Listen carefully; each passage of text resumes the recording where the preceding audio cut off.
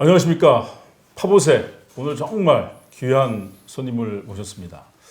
정책의 시간이라는 책에서 대한민국 부동산 문제 어떻게 해결해야 하나 이런 걸 쓰신 이상영 교수님인데 명지대학교 부동산학과 교수님이시고 뭐 제가 책을 보고 또 주변의 평판도 대한민국 최고의 부동산 전문가라는데 뭐 전부 동의하고 저도 동의합니다. 귀한 손님 모셨습니다. 박수로 환영하겠습니다. 네. 고맙습니다. 이렇게 나와주셔서 정말 영광입니다. 제가 영광입니다. 네. 네. 파보세 한번 보신 적 있으신가요? 네. 제가 뭐 많이는 못 봤고요. 네. 네. 이진수 교수님하고 하시는 부분 좀 봤습니다. 네. 그럼 뭐 저희가 12만 뷰 찍은. 네. 그래서 저는 전부 그런 줄 알았어요. 그래서 이제 교수님께 아마 제 생각에는 한 120만 뷰 나오지 않을까 이런 생각하고 있습니다. 그러면 안 됩니다. 근데 책 보고 너무 감동도 받고요. 너무 좋은 내용이고 그래서 아니 이렇게 그 좋은 내용을 교수님이 뭐 한두 번 얘기한 것도 아니고 평소에 많은 얘기를 하셨을 텐데 지금 부동산 문제가 왜 이렇게 됐는지 참 답답한 생각도 한편으로 들었습니다. 글쎄 말입니다. 그러니까 제가 사실은 뭐 이런 뭐 얘기를 할 기회가 이제 뭐 많지는 않았지만 이제 그런 얘기를 할 때 그 말씀하시다가 다들 이제 왜 이런 문제가 이렇게 자꾸 해결이 안 되냐 그런 말씀들을 하시는데 그래서 제가 이제 그냥 뭐 농담 반 진담 반으로 하는 얘기는 좀 정책하시는 분들이 이제 부동산 문제에 관심을 좀 안 가지셨으면 좋겠다. 오히려. 네, 너무 관심을 가지시고 뭐 할 때마다 이제 이걸 가지고 뭔가 정책을 해야 되겠다. 이제 자꾸 이렇게 하다 보니까 정권이 바뀔 때마다 새로운 뭐 본인 브랜드가 이제 또 나오고. 그래서 지금 어느 정도까지 나왔냐면 공공임대는 종류가 너무 많아서 다 통폐합을 하고 있습니다. 그게 매번 정권마다 나왔기 때문에. 그러니까 차라리 부동산은 부동산으로서 네. 하나의 경제 문제를 다뤄주면 좋겠는데 이것이 너무 조금 정치화되거나 사심이 들어가는 뭐 하여간 그런 부분들은 앞으로는 좀 줄어들었으면 오히려 좋겠다고 생각합니다. 어찌됐건 뭐 대한민국 민주주의도 성장했지만 대한민국 시장도 세계 수준이기 때문에 시장에 맡기는 게 어느 정도는 그게 이제 좀 순리에 가깝다 이런 말씀이시겠네요. 그러니까 거기에 괜히 좀 자기 브랜드 내세우려고 정치인들이 사심을 넣으면 넣을수록 이제 좀 시장 논리 역행하니까. 그러니까 어떤 수준까지는 우리가 그런 뭐 정책도 필요하고 또 국가가 이런 주택 문제를 해결하기 위해서 노력하는 것이 불가피했는데 이게 계속 그렇게 해야 되느냐는 이제 한번 생각해 봐야 될 것 같습니다. 네, 알겠습니다. 그래서 사실은 우리 교수님 그 정책의 시간 그 글을 보면서 그냥 너무 처음부터 끝까지 내용이 너무 좋아서요. 이거 뭐 그냥 처음부터 끝까지 읽고 싶더라고요. 그냥 오디오북으로 만들까 고민을 했는데 또 교수님이 또 이렇게 직접 들려주시면은 또 현재 상황이 좀 책 쓰실 때하고 조금 바뀐 것도 있고 그래서 도움이 될 것 같아서 이렇게 모셨고요. 그래서 이제 그 1시간에 다 하기에는 너무나 이제 그 좋은 내용이 많고 아까워서 2시간으로 나눠서 하겠습니다. 첫 번째 시간은 문재인 정부의 부동산 실패에 대해서 집중적으로 살펴보고요. 두 번째 시간에는 이제 부동산 시장 안정과 내 집 마련을 위한 구체적인 방안, 선진국하고 또 우리나라와 비교하면서 얘기를 나눠보도록 하겠습니다. 그 유발 하랄이라는 그 뭐 천재적인 학자가 그런 얘기 했지 않습니까? 민주주의의 진정한 강점은 다수결도 투표도 아니고 실수를 바로잡는 시스템에 있다. 이런 얘기를 했는데 오늘은 좀 저희가 그 문재인 정부의 부동산 실패에 대해서 따끔하게 혼을 내는 그런 시간을 갖도록 하겠습니다. 뭐 촛불혁명으로 정말 탄생한 정권이어서 누구보다 잘 되길 바랬지만 부동산 문제만큼은 정말 그 참담한 성정표를 갖고 있어서 심한 질책을 읍참마속의 심정으로 하도록 하겠습니다. 그래서 다음 정권에 누가 들어서든지 간에 저희 방송을 보고 이런 실수를 되풀이하지 않는다면 이게 정말 민주주의의 강한 강점이라는 생각이 들고 먼저 그래서 첫 번째 시간으로 이상영 교수님과 함께 문재인 정부의 부동산 실패에 대해서 얘기를 나눠보겠습니다. 첫 번째 질문으로 그 대한민국의 부동산 문제가 그 팬데믹 유동성, 시장의 병폐 때문인지 아니면 정부의 정책 실패 때문인지 아니면 둘 다인지 단답형으로 좀 한번. 네. 단답형이라 그러니까 어렵네요. 어떻게 보면 정책 실패에 대한 얘기를 워낙 요새 이제 많이 하니까 분명히 정책에 뭔가 좀 뭐 처음에 의도는 좋았을지 몰라도 결과가 나쁘기 때문에 이제 정책 실패라는 말을 할 수 있을 것 같고요. 네. 다만 이제 아마 이걸 담당하셨던 분들 입장에서는 또 꼭 그렇게만 보지 않는 이제 그런 분들도 계신 것 같아요. 그래서 예전에 제가 어디 토론회에서 이제 이 정책에 대한 얘기들을 많이 하고 특히 이제 공급 부족이다 이 문제에 대해서 얘기를 많이 했는데 이제 한 분이 그 말씀을 하시더라고요. 전 세계적으로 봤을 때 이렇게 코로나 때문에 통화량이 늘고 재정 확대를 한 국가 중에 과연 주택 가격이 안정됐던 나라가 있느냐 이제 이런 반대로 이제 질문을 거꾸로 이제 하시더라고요. 그러니까 그분 생각은 우리가 현재 가격이 오른 부분에는 분명히 시장적인 요소도 있는 거 아니냐 그렇죠. 이런 생각 하실 수 있다고 봅니다.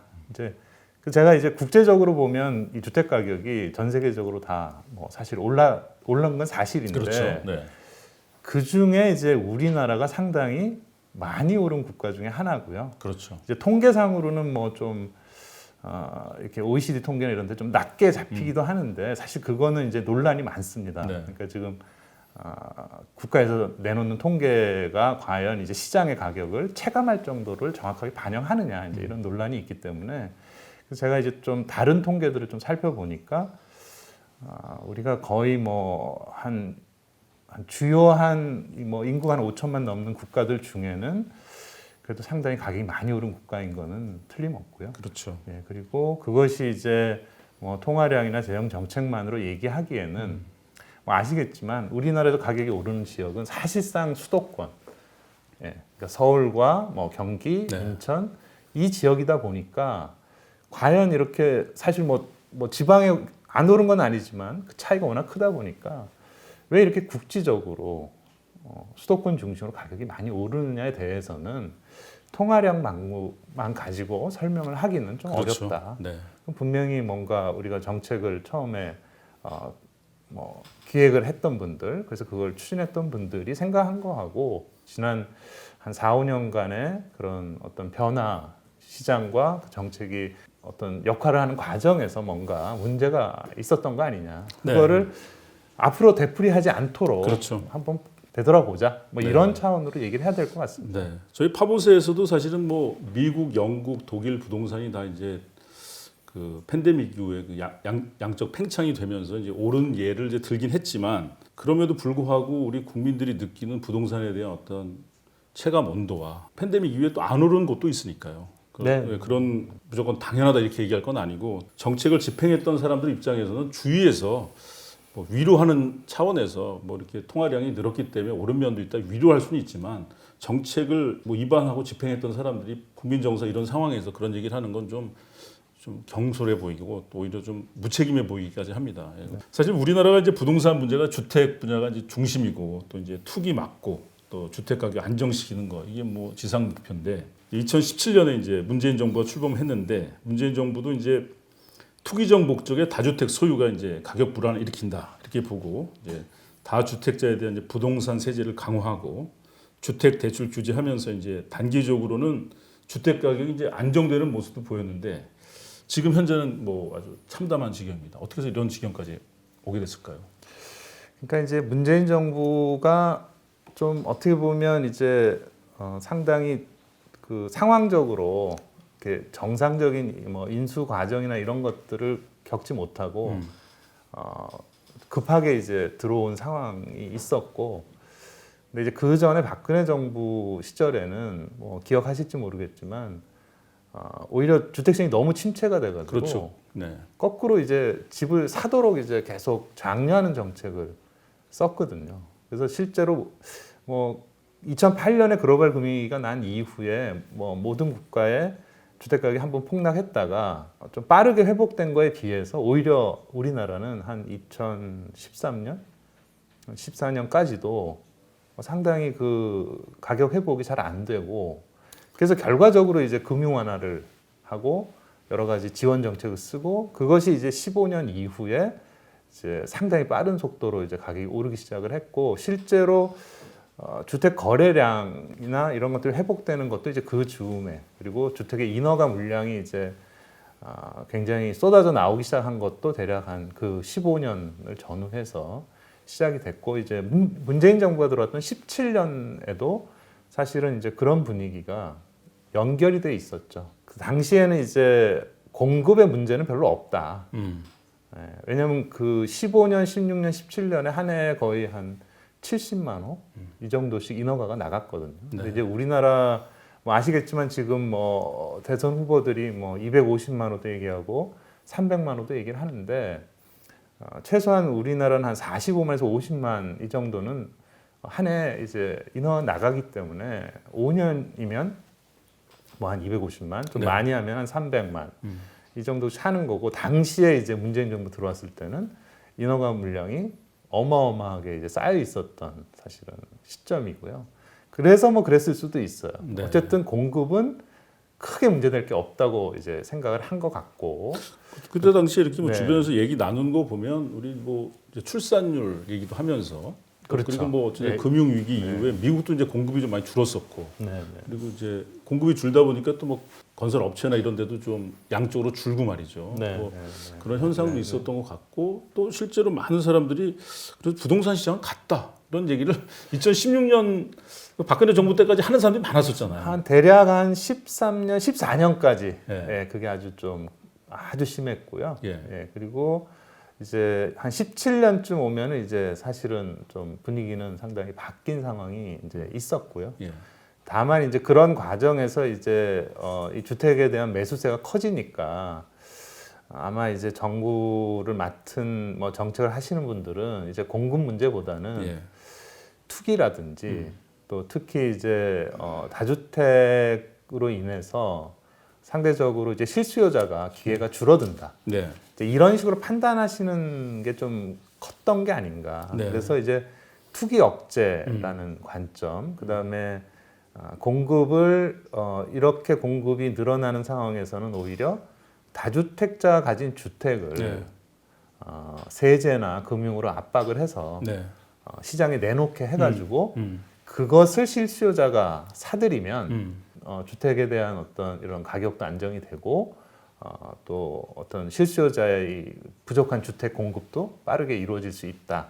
뭐 이렇게 생각하신 것 같아요. 네. 그래서 다주택자의 이제 그 그래서 주택 소유가 이제 문제다, 예, 이렇게. 당시에 이제 뭐 기억하실지 모르겠는데 김현미 장관이 취임식에 그전 장관들이랑 틀리게 PT를 했어요. 그 PT의 내용이 다주택자들에 의해서 주택이 독점되는 상황이 있다라는 것이고 따라서 이것을 이제 억제하면 시장이 빠른 속도로 안정될 수 있다. 뭐 이런 얘기들을 이제 취임식에서도 했었고 그리고 이후의 정책도 이제 그런 기조로 가기 시작을 했는데 이제 이것이 이제 초기에는 이제 어느 정도 뭐 역할이 있었던 것 같기는 한데 문제는 이것을 이제 너무 그 길게 계속해서 끌고 가는 왜냐하면 이제 시장에서는 그것에 대응해서 또 다른 방식들의 그렇죠. 어떤 나중에는 이제 증여라는 행동도 나오고 네. 뭐 여러 가지들이 나왔기 때문에 영끌에 대한 얘기도 있었고 뭐 네. 갭 투자 얘기도 있었고 그러니까 이제 뭔가 정책이 이게 이런 식으로 계속 하는 것이 바뀌어야 될 어떤 시점이 있었을 텐데 하여간 그 타이밍을 좀 잘 못 잡지 않았나라는 네. 생각이 들고 결국은 이제 2018년 가을쯤에 서울 지역의 아파트 가격이 폭등하는 일이 있었어요. 그렇죠. 예, 그래서 당시에 이제 강남뿐 아니라 강북에서 특히 이제 가격이 오르기 시작을 하니까 상당히 이제 당황했죠. 왜냐하면 그렇죠. 이제 다주택자들을 압박했으니까 다주택자 주택이 나오고 그러면 시장이 안정이 되고 가격도 안정이 돼야 되는데 의외로 다주택자들이 소위 버티기를 하거나 또 아니면 이제 증여를 하거나 어쨌든 정부 정책이 의도하는 거하고 다르게 이제 행동들을 하고 그것이 결과적으로 이제 공급 쪽에서는 뚜렷하게 지금 내세울 게 없었는데 수요는 또 반대로 그런 식으로 계속 커지는 상황. 네. 그러다 보니까 이제 18년 가을에 이제 3기 신도시라는 것을 이제 발표하게 되죠. 그 3기 신도시가 나올 시점에 사실은 고민이 많았을 거예요. 왜냐하면은 투기 근절이라든지 또는 뭐 어떤 수요를 예. 이렇게 억제하는 쪽으로 그 예. 다주택자를 압박하는 쪽으로 했는데 이것이 결국은 정책적으로 성공적이지 못하다는 걸 사실은 어느 정도는 인정해야 했기 때문에 네. 그것에 대안으로 공급이라는 것을 다시 얘기하게 되는 상황이 왔고 또 사실은 이제 어떤 게 있었냐면 박근혜 시절 정부 시절부터 상당히 그 장기간에 걸쳐서 예. 신도시 정책에 대해서 이것은 웬만하면 피하자라는 이제 그게 이제 이전 정부부터 문재인 정부까지도 사실은 계속 있었어요. 그러니까 2014년에 우리가 이제 택지 공급 촉진에 관한 법, 택초법이라고 해서 네. 신도시를 개발하는 법을 사실상 폐지를 했거든요. 그래서 사실은 3기 신도시라는 것은 뭐 정책하시는 분들은 계획을 했는지 모르겠는데 최소한 저희가 이제 택초법이 폐지되고 문재인 정부가 와서 2018년까지는 신도시 공급이라는 것은 이제 더 이상 하지 않는 것으로 이제 이해를 많이 했었고 네. 또 당시에 이제 공급이 부족하다라는 현상이 이제 서울에서 벌어지다 보니까 이것이 뭐 경기도의 신도시를 대량으로 공급하는 것은 사람들이 원하는 그런 입지가 아니거든요. 그렇죠. 뭐 교통도 너무 네, 뭐 여러 가지 방향도 문제가 뭐 많았기 없는 때문에 상황에서. 그리고 2기 신도시가 사실 끝나지도 않았고 그렇죠. 여러 가지 문제가 있었기 때문에 그것을 할까 이랬는데 이제 결국은 안 할 수 없는 이제 상황에서 2018년 말에 3기 신도시 발표를 하게 되죠. 근데 이제 네. 아시겠지만 3기 신도시는 2기 신도시뿐 아니라 1기 신도시보다도 서울에 근접한 지역을 지정을 했어요. 그러니까요. 그게 결국은 이제 뭐냐면 사람들이 원하는 것은 서울이라는 지역을 중심으로 주택 공급되기를 원했던 것이고 결국은 이제 차선으로 이제 서울에 가장 인접한 지역에 3기 신도시를 발표를 이제 할 수밖에 없었죠. 네. 그런데 이제 그것이 이제 우리나라에서 공급이라는 말에 이제 굉장한 허점인데 발표를 한다 해서 공급되는 게 아니거든요. 그렇죠.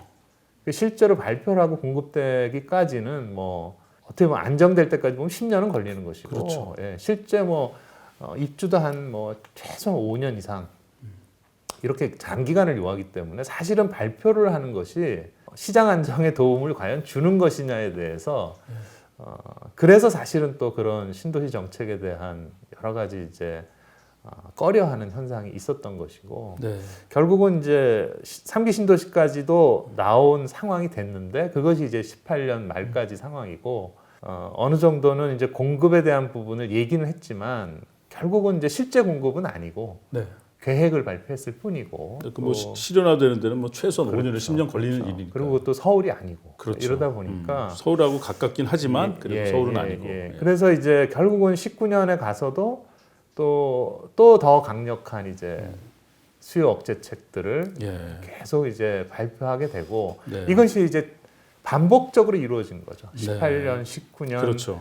예. 그래서 이제 거의 19년쯤 왔을 때 이제 조금씩 가격이 좀 안정되는 분위기라고 이해를 했고 특히 이제 코로나가 네. 20년에 터졌을 그렇죠. 때 거래량도 줄고 네. 가격도 좀 내리고 한 4월, 5월까지는 이제는 드디어 가격이 안정이 될 수도 있겠구나 이런 그렇죠. 그런 좀 분위기가 있었지만 예, 예. 결국은 이제 그 이후에 다시 이제 이런 뭐 전세 수요라든지 뭐 새 집에 대한 선호라든지 특히 20, 30대 예.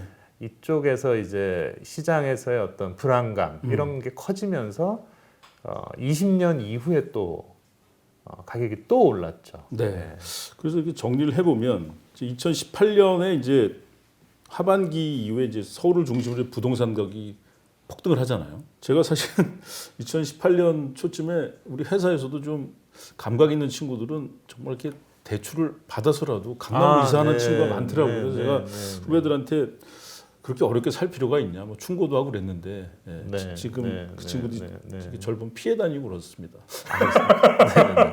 아니, 다른 이유가 아니고 저한테 미안해서 자기만 이제 이렇게 혜택을 본 것 같고 선배는 저러고 있구나 해서 뭐 웃자고 하는 얘기입니다만은 그런 일이 있었고 하여튼 그 말씀하신 대로 이제 2019년 이후에도 시장 안정이 안 돼서 근데 2018년 이제 하반기에 올랐는데 더 강력한 수요 억제 정책을 폈다가 그러면서 하여튼 2020년 220 대책에서 이제 조정 대상 지역도 확대하고 규제 지역에서 이제 규제 강도도 강화하면서 이제 시장이 하강했는데 이제 2020년 코로나 위기 본격화되면서 이제 주택 가격은 안정되고 거래량도 좀 줄었는데 다시 2020년 4월과 5월부터 강남 재건축 아파트를 중심으로 가격이 뛰기 시작했습니다. 네.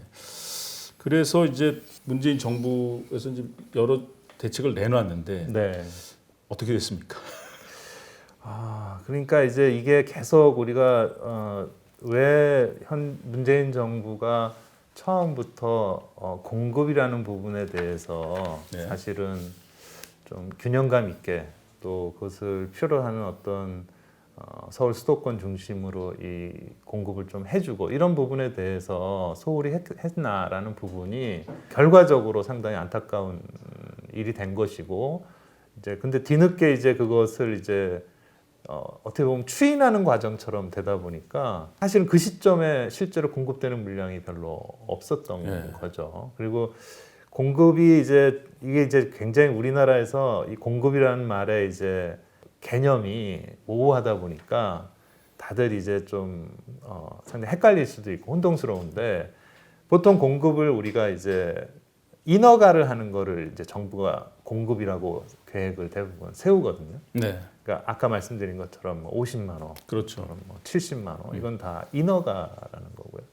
근데 인허가라는 것은 우리가 통상적으로 이제 뭐 아파트 같으면 3년 정도 후에 이제 소위 입주라는 것을 이제 하는 것을 전제로 보기 때문에 만약에 15년에 이제 뭐 70만 원 했다 그러면 대략 18년. 그렇죠.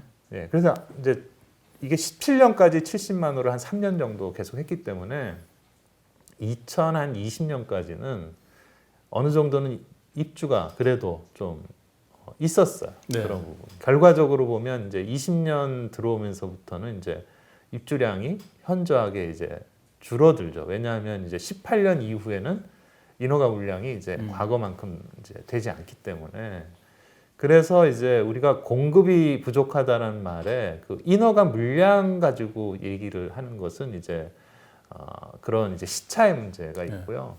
입주의 관점에서 보면 이제 사실은 문재인 정부는 2015년에서 17년 사이에 이제 인허가 된 물량이 그래도 한 20년까지는 좀 뒷받침이 분명히 되긴 됐어요. 다만 그 뒷받침이 되는 숫자의 대부분은 경기도. 예, 서울은 이제 뭐 아시겠지만 재개발 재건축을 통한 공급이라는 것을 사실은 억제한 기간이 훨씬 길었습니다. 제가 이제 재고량 통계를 쭉 내보면 우리나라가 지난 10년 동안 전체 주택 재고가 20% 정도 늘었는데 경기도는 거의 한 30%쯤 늘었어요. 네. 그런데 서울은 한 9%.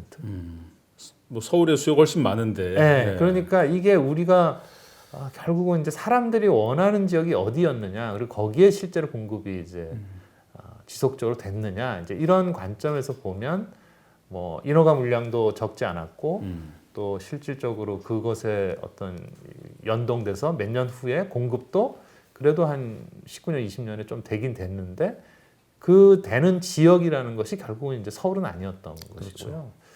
그리고 이제 이런 것도 또 좀 상당히 우리가 오해가 있을 수 있는데 우리가 가장 선호하는 유형이 뭐냐면은 주택의 종류 중에 아파트예요. 그렇죠. 아파트가 아닌 이제 뭐 단독이라든지 연립이라든지 이런 쪽은 사실은 선호한다기보다는 그거는 이제 주거를 하기 위해서 그냥 그 지역에 있는 것을 좀 저렴하게 선택을 하는 것에 가깝고 거의 아파트에 이제 쏠려 있다 보니까 그러니까 뭐 보시면 최근에도 아파트가 부족하니까 아파텔이라는 게 이제 오피스텔인데 그걸 아파트 주거용처럼 이제 거의 비슷하게 공급을 하고 있고 그게 이제 부족하다는 신호고 그러면 서울에서 예를 들면 아파트라는 것이 사람들의 어떤 수요하고 대비해서 봤을 때는 사실은 재개발 재건축을 하지 않는 상황에서는 대응할 수 있는 것이 굉장히 물량적으로 작을 수밖에 그렇죠. 없고요. 또 하나 우리 지금 뭐 어떻게 보면 뭐 일반적인 그 아파트 수요에서의 단지의 규모라는 것도 굉장히 사람들이 또 많이 따져요. 네. 건축법상으로는 뭐 예를 들면 5층이 넘어가면 아파트인데 그런 한 동짜리들에 대한 선호도는 또 별로 없어요. 근데 이제 서울은 불편하니까요. 네, 지금 다 편의점 그런 없고. 형태의 공급이 주 공급이다 보니까 이제 이런 부분이 이제 단순히 숫자로만 말하기에는 네. 상당히 이제 사람들이 생각하는 그 아파트에 대한 수요와 네. 너무 큰 이 차이가 공급하는 있습니다. 사람이 생각하는 그 숫자 간의 예. 차이라는 것이 그 실제 숫자보다 훨씬 크다는 거예요. 네. 네. 공급되는데 네. 시차도 있고 또 실제로 원하는 지역에 공급은 안 되고 다른 지역에 이제 공급이 많이 되니까 뭐 경기도는 뭐 서울의 한 3배 가까이 그렇죠. 됐으니까 비율적으로. 사실은 예, 예, 예. 이제 불균형한 거 대단히 네, 불균형하게 네, 공급이 네, 되다 보니까 네. 이제 시장은 더 갈증이 더 심해지고 이런 상태에서 수요 억제한다는 게 오히려 시장을 더 도발하는 그런 느낌도 들었을 것 같습니다. 그렇죠. 그러니까 이제 결국은 뭐 우리가 신조라고는 얘기를 하는데 거의 이제 지금은 뭐 영끌이라는 표현이나 뭐 패닉 바잉이라든지 뭐 이런 표현들이 이상하지 않을 정도로 지난 몇 년간 좀 심각했다 이렇게 보시면 되죠. 네. 뭐 경제적인 논리로 보면 그렇게 하는 게 이제 가장 이제 효율적이니까 그렇게 할 수밖에 없었던 거겠죠. 그렇죠? 그 사실은 이제 그 부분도 저희가 이제 고민을 해야 되는데 예를 들어서 영끌이라는 표현이 이제 실제로 서울 지역 주택 매입의 최대로 보면 한 20, 30대가 거의 한 40%를 넘는 수준까지도 근데 상식적으로 20, 30대가 어떻게 주택의 거의 절반을 서울에서 살 수 있겠느냐. 그러니까요. 그러니까 이건 무슨 얘기냐면은 그 정도를 살만한 소득과 자산을 뭐 증여를 받든 대출을 받든 그걸 할 수 있는 그룹만 와서 산 거예요. 그렇죠. 그리고 증여도 사실은 다주택자들에 의해서 그렇죠. 그런 세대 증여가 된 거고. 그러니까 똑같은 20, 30대인데 그것을 받고 말하자면 상위 그룹으로 올라가는 젊은 세대가 있는 네. 것이고 사실은 많은 숫자의 20, 30대는 당장 전세보증금, 월세보증금을 마련하기 힘드니까. 그렇죠. 그래서 소위 이제 이 정책이 그러니까 이 문재인 정부의 정책의 목표라는 것이 왜 다주택자를 압박했냐. 결국은 자산이 한쪽으로 집중돼서 양극화가 되는 거를 이 최소한 주택에서는 문제를 풀어주자 그래서 네. 시작했던 정책들인데 정반대 결과를 가지고. 결과는 반대로 가는 상황이 계속 벌어지고 그러니까 이 문제를 지금 이제 어떻게 보면 가장 우리 사회에 중요한 과제로 생각하게 지금 돼버린 거죠. 네. 실제로 뭐 말씀하신 대로 그 서울 지역에 그렇게 비싼 아파트를 20, 30대가 어떻게 살 수 있겠습니까? 부모로부터 물려받거나 고액 대출을 받을 수 있는 직업을 갖고 있거나 그런 사람들에 한해서 갖게 되는데 그래서 빈부격차도 더 커지고 저 MBC만 해도 그렇습니다. 저하고 후배 30대 후배하고 강남 사는 후배하고 저 자산 격차가 10배 납니다. 저도 나름 MBC에서 20년 열심히 일했는데 네, 이렇게 네. 후배보다 자산 가치가 10배 적다는 게 굉장히 당황스럽고 말이죠. 뭐 청렴하다는 별로 표현할 수 없는 어떤 좀 황당한 그래서 상황입니다. 저는 이제 또 정책에서 이제 이런 현상들이 자꾸 벌어지다 보니까 최근에는 이제 청년이나 신혼부부를 좀 지원하자. 이런 사람들한테 주택 공급을 하자. 젊은 세대를 위한 이제 지원 정책을 쓰겠다라고 계속 얘기를 하고 있거든요. 근데 지원을 받아야 될 필요성이 있는 분명히 이제 좀 전에 말씀드린 것처럼 영끌과 이런 증여와 이런 것들이 되는 그룹과 되지 않는 그룹의 차이가 있기 때문에 그런 분들을 지원해야 되는 건 맞는데 대외적으로 뭐 청년 신혼부부를 뭐 특별 대우한다. 라고 이제 이렇게 얘기를 하다 보면 소외되는 그룹이 오히려 뭐 40대, 50대 네. 이쪽에 또 상당히 생길 수밖에 없어요. 그렇죠. 그러니까 그 중에 뭐 일부를 공공에서 아무리 해주더라도 역시 거기도 무주택자들이 있고 예. 집을 한 번도 가져보지 못한 분도 계시고 그렇죠. 그리고 좀 소형에서 이제 좀 또 바꿔 타야 되는 분도 계시고 이럴 텐데 나이 50에 다시 결혼할 수도 없고 말이죠. 그러니까 그거를 그 대출 조건이나 이런 것들 때문에 결혼을 미루는 경우가 발생을 해요. 왜냐하면 합쳐서 이제 그렇죠. 일정 금액을 넘어가면 대출이 안 돼 버리거든요. 이게 우리가 정책이 의도하는 것들하고 달리 실질적으로는 무주택이나 또는 뭔가 집을 좀 더 절실하게 필요로 하는 그룹에 대해서 당연히 이게 좀 균형감 있게 대출이 이루어지고 그런 것들을 통해서 이 사람 집을 사고 이걸 해야 되는데 네. 자꾸 이제 대외적으로 좀 네. 안 된 얘기인데 약간 생색나는 그룹한테만 그렇죠. 지원을 자꾸 하겠다고 하는데 사실 그 사람들은 지원을 받기도 힘들고 또 그 전체 우리 국민의 이런 어떤 비율로 보면 그 중심이 꼭 아닐 수 있거든요. 그렇죠. 그래서 예. 오히려 또 새로운 상실감을 주는 그런 네, 정책일 수 그래서 있거든요. 뭐 그 대부분 이 선진국이나 외국의 사례로 보면 생애 최초 구입자를 대우하거나 무주택자를 우대하는 현상은 많지만 특정하게 연령층을 네. 해가지고 그러니까 예를 들어서 청년은 왜 지원해야 되냐? 청년은 처음에 자산이 없으니까 자산을 갖도록 해줘야 된다. 신혼부부 왜 지원해야 되느냐? 저출산인데 애라도 놓으려면 집이 있어야 되는 거 아니냐?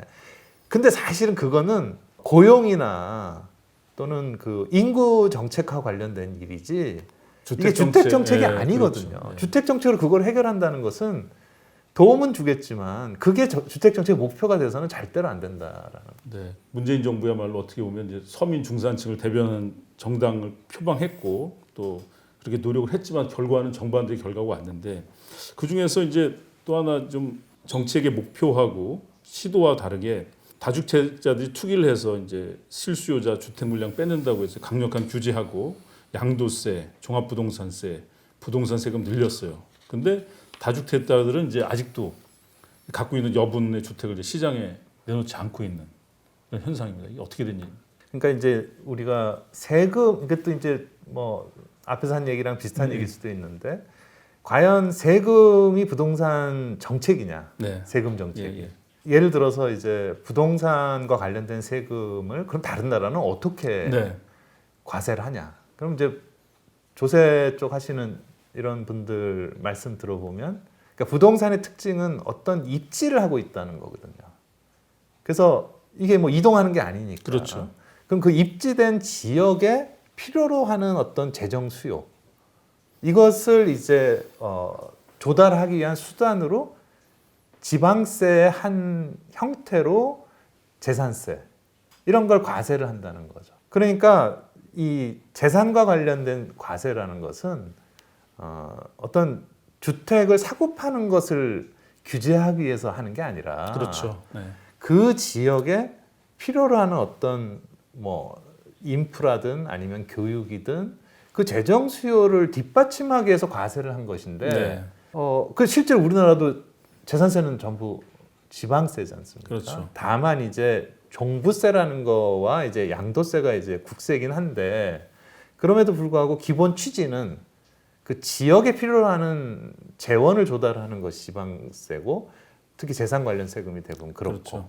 그래서 제가 이제 좀 살펴봤어요. 이 부동산 관련된 세금을 도대체 주택의 어떤 구매 행위나 이런 투기를 막기 위해서 이제 쓰는 경우들이 과연 어느 정도 있느냐라고 봤을 때 전혀 없지는 않은데 그렇지만 어떤 나라도 이것을 이제 부동산 시장을 안정시키기 위해서 쓰지는 않는다는 거예요. 그렇죠. 네. 물론 이제 우리도 뭐 그것만의 목표는 아니고 어떻게 보면 이제 그런 자산의 양극화를 막기 위한 뭐 수단 내지는 그걸 회수하기 위한 투기를 막기 위한 부분이 이제 포함돼서 한 거긴 한데 어쨌든 그러다 보니까 이런 세금을 자꾸 이제 가지고 뭔가 시장을 안정시키려는 행위가 임대주택을 하는 사람이라면 이 세입자한테 전가를 한다라는 이제 이런 문제들 그런 문제도 생길 생기고. 수 있고요. 네. 이제 극단적으로 양도세가 이제 세율이 올라가다 보니까 이걸 이제 증여세하고 이제 비교를 하는 상황이 발생을 하게 된 거예요. 그런데 이제 우리나라 증여세 세율이 양도세 세율보다 낮아요. 자, 그러니까 이제 사람들이 이걸 시장에 내놓고 파는 게 아니라 증여를 하는 게 싼 거예요. 네. 그리고 앞으로 오를 가능성도 높은 거예요. 그렇죠. 그러니까 굳이 이거를 시장에 내가 내놔야 하느냐. 언제든지 이게 부동산 가격을 안정시키기 위해서 시작된 거니까 안정되면 또 내려갈 수도 있다고 생각할 수도 있고요. 네. 그다음에 이렇게 자산으로서의 가격이 엄청나게 뛰는 상황에서 이것을 내가 시장에서 그냥 단순히 지금 매각해서 많은 세금을 낸다? 아니 그러느니 차라리 증여하는 게 낫겠다. 그래서 이 증여의 비율이요 엄청나요. 매매 거래도 많아졌지만 그 증여 비율이라는 것이 과거에 볼 수 없는 수준으로 올라가고 있는 이런 현상들. 그러니까 네. 이게 이제 결국은 뭐 다주택자에 대한 여러 가지 압박을 세금을 통해서 했음에도 불구하고 결국은 뭐 버티거나 증여하거나 그렇죠. 뭐 그래서 의도하고는 전혀 다른 예. 지금 결과들이 이제 나타난 거죠. 세금으로 뭐 압박해도 뭐 세금 1,000만 원 내고 1억 벌면 1억 버는 게 낫죠. 그럼 극단적으로 얘기한 말이죠. 네. 그럼 뭐 미국 같은데 뭐 뉴욕 같은데 다 사람들이 살고 싶어하는 이유가 있어서 집값이 오를 텐데 그걸 뭐 잡을 수는 없는 거고 뭐 뉴욕하고 비슷한 환경을 주변에도 만든다든가 또 그렇게 하면 좀 수요가 이렇게 다른 데로 갈 수 있는 것처럼 우리도 강남 집값을 세금으로만 잡으려고 할 게 아니라 강남 다 가려는 이유가 있잖아요 여러 가지. 그러면 그게 그런 조건들을 다른 곳에 많이 만드는 데도 치중하는 게 장기적인 방향이 되겠다 그런 말씀. 그러니까 이제 아주 원론적으로 이제 뭐 말씀하신 그런 이제 자기가 사는 지역에 대한 어떤 만족도 내지는 그거에 따른 이제 집을 선택하는 이런 것들이 이제 너무나 당연한 이제 것인데 왜 수도권만 유독히 이렇게 맨날 가격 수요가 많고 주택이 부족하다고 하느냐? 왜 부산권이나 대구권은 상대적으로 그렇게 덜하냐? 뭐 이런 생각 해볼 수 있거든요. 예, 예. 근데 수도권처럼 이렇게 많은 인구가 몰려서 교통 체증을 일으키는 지역이 사실은 부산이나 대구에 가면 훨씬 덜하거든요. 그렇죠. 그러니까 수도권이라는 공간은 그 문제가 거의 고질적으로 가지고 있는 이제 사실은 문제고 만약에 이제 우리가 일산에서 광화문까지 또는 강남까지 나오는 시간이 지금의 절반으로 줄어든다 그러면 왜 굳이 비싼 서울에 있는 집을 사서 그럼요. 살려고 꼭 하겠느냐? 물론 여러 가지 이유가 있겠지만 교통만 놓고 우리가 생각을 해본다면 이제 그런 부분을 우리가 너무 이제 간과해온 것도 틀림없어요. 이제 이게 뭐냐면은 신도시를 개발할 때 이제 보통 신도시라는 것이 여러 가지 그 사전적 인프라를 갖추도록 되어 있고 뭐 도로, 철도, 그렇죠. 뭐 이런 것들 다 이제 그래서 실제로는 우리가 분양을 받을 때 그 분양가라는 거에 구성 내용상 그런 철도나 도로 건설비가 포함이 돼요. 그럼요. 예.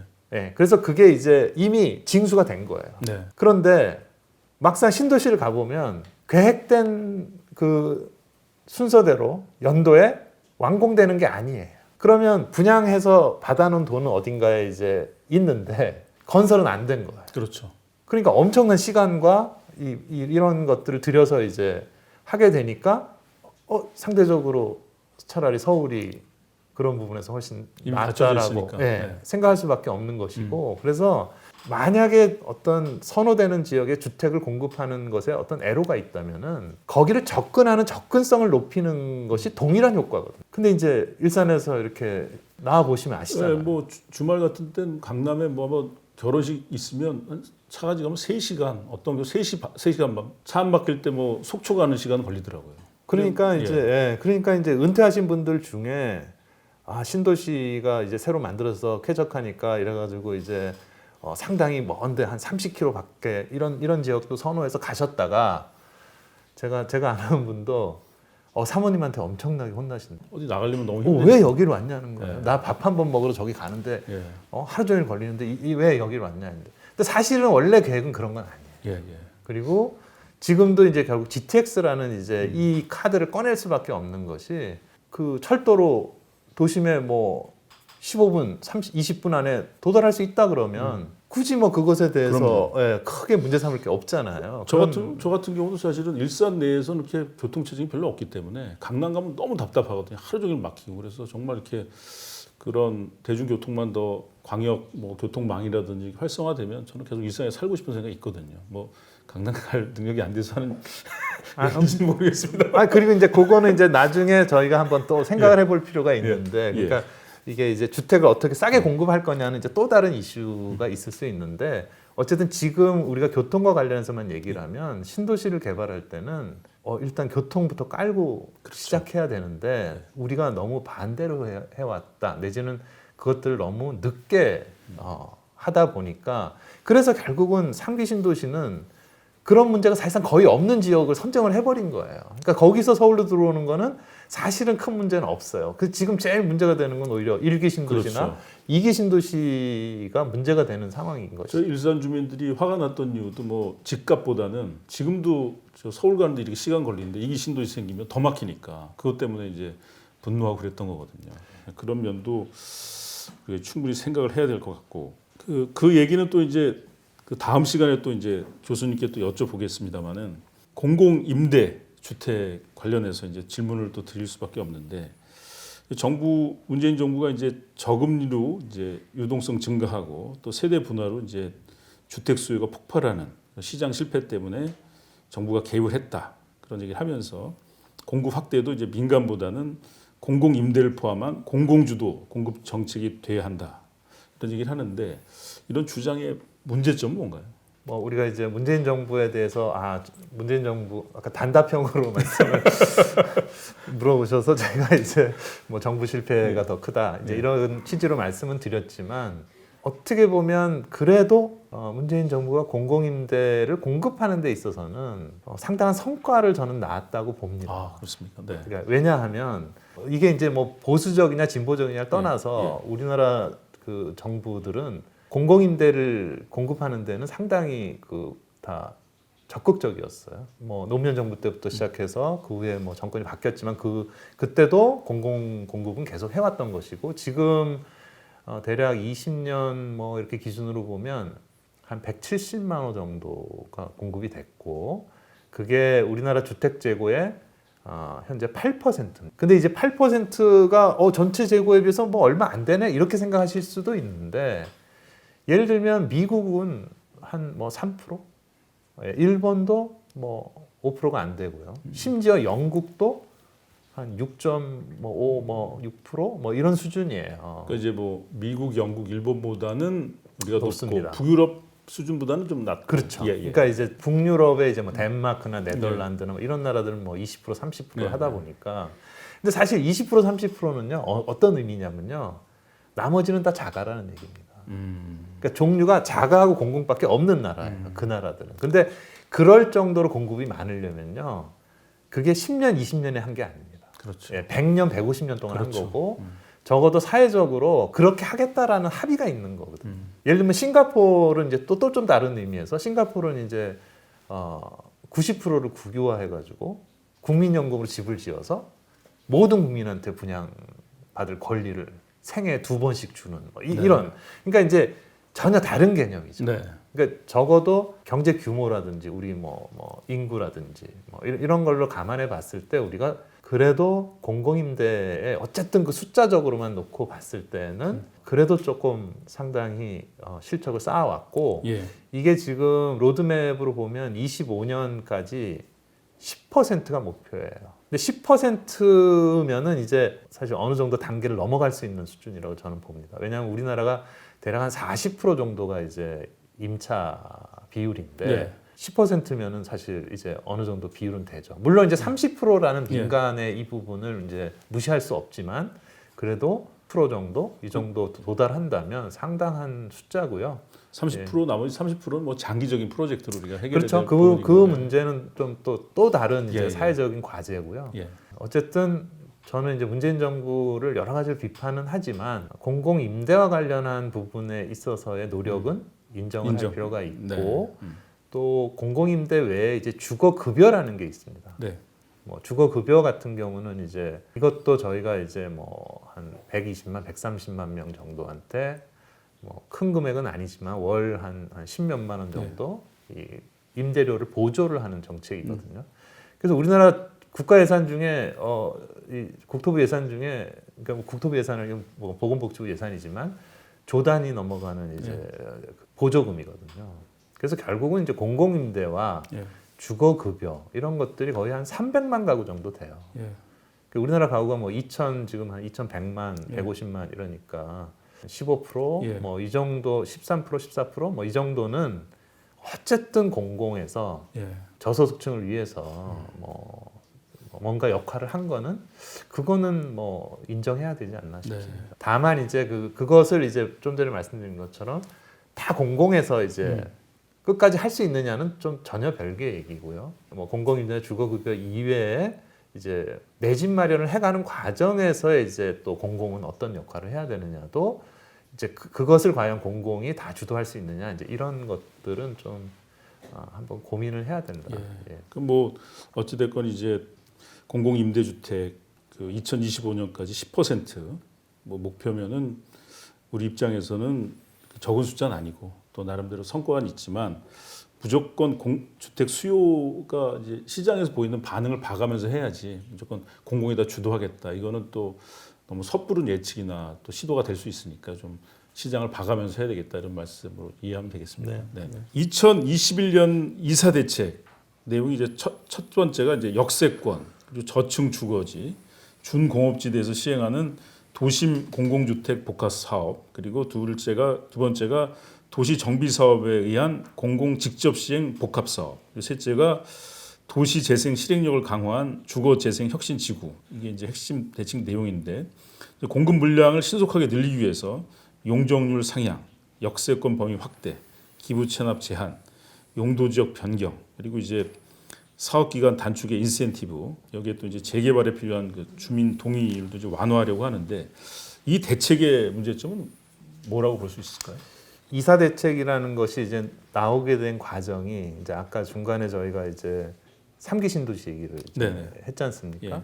그 3기 신도시의 문제점이 결국은 이제 가장 주택을 사실은 선호하는 지역, 서울이라는 지역에 좀 공급이 되기를 원하는 이 부분에 대한 이제 답이 되기는 어려웠다라는 것이고 과거의 신도시보다는 훨씬 더 이제 서울에 가깝긴 하지만은 그러다 보니까 특히 이제 서울 지역에서 주택 가격 상승을 억제하는 데는 상당한 어려움이 이제 존재했던 것이죠. 따라서 이제 그것을 해결하기 위해서 공급 물량을 이제 서울 지역까지 확대하는 사실은 그 부분이 가장 핵심적인 부분이었고 그게 30만 호 이상을 이제 서울에 하겠다고 발표를 한 부분이고 전체로 보면 뭐 83만 호인가를 추가한 겁니다. 근데 뭐 여러 가지 문제를 얘기를 할 수 있지만 이제 저는 개인적으로 보면 첫 번째는 정부가 하겠다는 숫자가 너무 많은 거예요. 네. 그러니까 그 전에도 127만 호를 이제 하겠다는 계획이 있었기 때문에 새롭게 하는 게 83만 호니까 이게 이제 이렇게 따져보면 약 205만 호를 이제 정부가 짓겠다는 겁니다. 205만. 근데, 근데 이제 우리가 한 해 사업 승인하는 물량이 뭐 45만 호, 뭐 50만 호 이런 상황인데 205만 호는 단순히 계산해봐도 4년은 이제 그렇죠. 인허가를 해야 되는 일들이고 그러니까 이제 이 숫자들에 대한 어떤 이제 실현 가능성에 대해서 우리가 고민을 할 수밖에 없는 이제 뭐 개인으로 치면 뭐 4시간 자고 20시간 뭐 운동하겠다 뭐 이런 얘기죠. 그러니까 이제 이게 물리적으로 과연 이것이 가능한 일인가에 대한 뜻은 이제, 가상하지만 그러니까 뭐 충분히 그런 고민 그러니까 이게 결국은 선호되는 지역에 충분히 공급하자라는 취지 물량적으로 이제 완전히 공급 정책을 이제 앞세우는 이제 이걸로 온 것이지만 시장에서는 와닿지 않는 거죠. 그러니까 의문이 드는 것이고요. 두 번째는 이제 그런 그 물량을 공급하기 위한 방법이 공공 주도라는 이제 그런 어떻게 보면 이제 딱지가 딱 붙은 거죠. 민간을 어떻게 해서 하는 게 아니라 공공이 이걸 해주겠다. 거기서 말하는 공공이라는 건 이제 뭐 대표적으로 이제 LH 또는 뭐 SH 이런 공기업들이 그 공급 정책의 주체가 되겠다라는 뜻이 돼버리거든요. 그래서 이제 이것을 실행하는 법도 공공주택법이라 그래서 이게 민간 쪽 법이 아니라 공공주택을 공급하기 위한 쪽의 어떤 법적 근거를 가지고 그러면 이제 이 공공이 이제 토지들을 이제 뭐 동의를 받아서 동의율이 이제 높지 않을 것 같으니까 이제 동의율도 조금 더 완화시켜 5분의 4에서 뭐 4분의 3으로 하고 뭐 그렇게 해서 이제 맡기면 여러 가지 인센티브 좀 전에 얘기하신 뭐 용적률도 주고 뭐 이런 식으로 해서 하고 또 공공이 하니까 뭐 양도세 문제라든지 뭐 이런 것들은 줄어들 수도 있는데 사실은 이 과정에서 이제 민간은 사실상 토지를 제공해야 되는 입장으로 바뀌어 버리는 거죠. 그렇죠.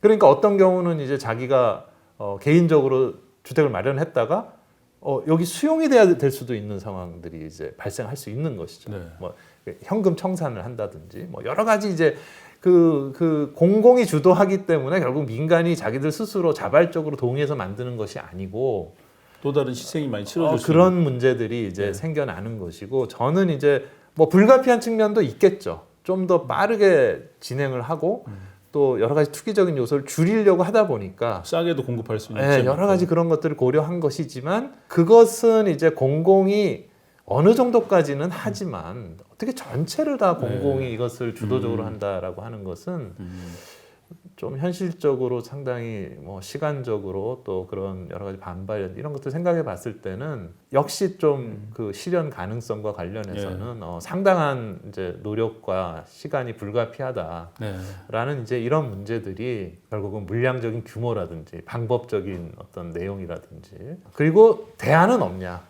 공공주도만이 대안이냐 이제 이런 부분들을 조금 더 현실성 있게 생각을 해줘야 되는 거 아닌가 네. 그런 생각을 하는 거죠. 예. 뭐 요즘 뭐 토지 임대부 주택 얘기가 많이 나오는데 그런 의미에서는 뭐 이런 공공 주도가 어느 정도 효과가 있겠지만 그것만으로 그 시장의 수요를 이제 채울 수 있을까? 그리고 주장한 것만큼 가능하겠는가? 현실성이 있겠는가? 이런 질문도 던지게 되고 그리고 이제 이렇게 사람의 몸이 팔도 있고 다리도 있고 그러면 뭐 운동할 때 다 사용해야 되는데 뭐 어느 축구 선수가 뭐 헤딩만 하겠다 골 넣을 때 발을 안 쓰고 뭐 그런 얘기가 되겠네요. 만약 공공 주도로만 하겠다 그러면은 골 넣을 때 나는 뭐 헤딩으로만 넣겠다 그러면 확률이 적어지는 거니까. 그리고 그러니까 이제 우리가 이게 이제 아까 제가 이제 싱가포르 얘기도 잠깐 싱가포르 토지 임대부잖아요. 그러니까 다 국유인 토지에다가 건물만 분양해주고 그 건물을 분양받을 때 국민연금으로 대출을 해주거든요. 네. 그러니까 이제 그 나라는 그런 식으로 이제 할 수가 있는 나라예요. 네. 나라의 규모라든지 뭐 이런 그렇죠. 것들. 우리랑 비교할 수 없이 작은 네, 나라니까요. 그러니까 우리나라는 인구만 해도 뭐 싱가포르 10배고요. 그렇죠. 그러니까 사실은 공공주도의 어떤 그런 부분에서의 일정한 포션은 그걸로 하지만 네.